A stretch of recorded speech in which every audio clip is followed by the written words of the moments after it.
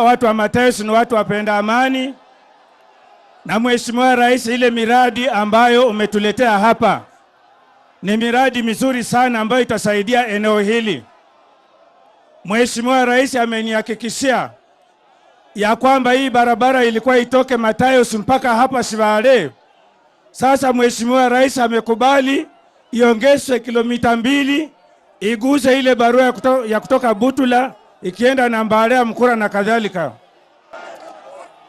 Mheshimiwa Rais pia amenihakikishia leo kwamba juzi tulipokuwa Busia tulimuomba pesa ya school bus ya Mrende Technical.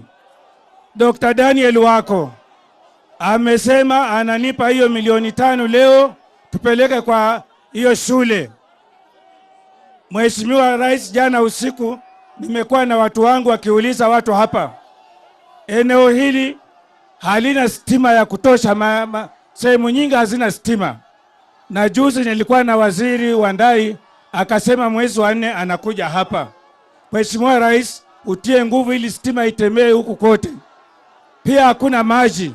Tukiwa na mradi kama huu unataka maji na vifaa vingine vya kutosha.